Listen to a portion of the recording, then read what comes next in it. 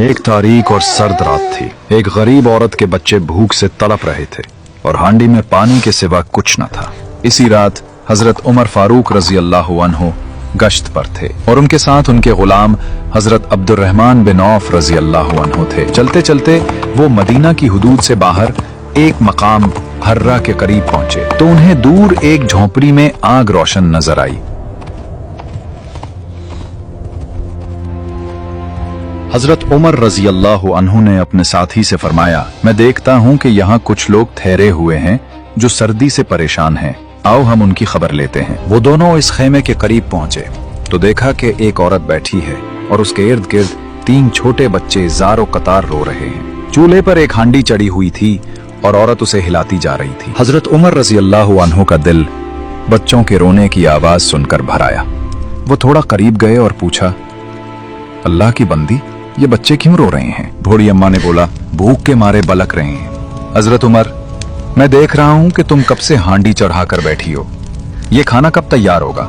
सुनकर औरत का लहजा तल्ख हो गया और वो कहने लगी, हांडी में कुछ नहीं है, मैंने बच्चों को बहलाने के लिए सिर्फ पानी और कंकड़ियां डालकर चूल्हे पर चढ़ा रखी हैं, ताकि बच्चे ये समझें कि खाना पक रहा है और इंतजार करते करते उन्हें नींद आ जाए और इस तरह रात गुजर जाए। फिर वो औरत गम और गुस्से में बोली, नहीं समझती कि लोगों का हाकिम अमीरुल मोमिनीन उमर को अपनी रियाया के अहवाल से बेखबर होना चाहिए। जो हमसे गाफिल रहेगा क़यामत के दिन अल्लाह ताला उससे जरूर हिसाब लेगा। ये सुनकर हजरत उमर फारूक रजी अल्लाह अन्हु का रंग फिक हो गया, उनके रोंगटे खड़े हो गए और वो लरस कर बोले, उमर को तुम्हारे हाल की क्या खबर?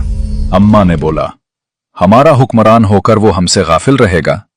हजरत उमर रजी अल्लाह अन्हु ने यह जवाब सुना तो फौरन वहीं से बैतुल माल सरकारी गोदाम की तरफ दौड़ लगाई। हजरत उमर रजी अल्लाह अन्हु जब बैतुल माल पहुंचे तो वहां का मुहाफिज चौकीदार हैरान रह गया कि अमीरुल मोमिनीन आधी रात को यहाँ क्या कर रहे हैं। आपने दरवाजा खोला और आटे की एक बोरी, घी, शहद और खिजूरें निकाली। फिर मुहाफिज से कहा कि ये सामान मेरी पीठ पर लाद दो। मुहाफिज ने फौरन अर्ज किया, अमीरुल मोमिनीन, ये मैं अपनी पीठ पर उठा कर ले चलता हूँ। हजरत उमर रजी अल्लाह अन्हु का तारीखी जवाब था, क्या कयामत के दिन तुम मेरा बोझ उठाओगे? मेरे गुनाहों का बोझ मेरे ऊपर रहने दो। ये फरमाकर हजरत उमर रजी अल्लाह अन्हु ने सारा सामान खुद अपनी पीठ पर लाद लिया और तेजी से उस खेमे की तरफ चल पड़े। जब आप वापस खेमे में पहुंचे तो खुद चूल्हे के पास बैठ गए, अपने मुबारक हाथों से आटा गूंधा, खाना तैयार किया और उसमें घी और शहद मिलाकर गर्म किया। जब खाना तैयार हो गया तो हजरत उमर रजी अल्लाह अन्हु ने अपने हाथ से एक एक बच्चे को पेट भर कर खिलाया। खाने के बाद बच्चे बहुत खुश हुए और हंसते खेलते सो गए। ये मंजर देखकर औरत ने खुशी और शर्मिंदगी के मिले जिले जज्बात से कहा, अल्लाह की कसम, अमीरुल मोमिनीन होने के काबिल तो आप ही, आप उम्र से भी ज्यादा अच्छे इंसान हैं।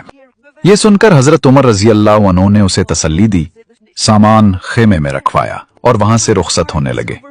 साथ ही वो ये कह रहे थे, ऐ उमर, अब तुम्हें कोई कुछ नहीं कहेगा।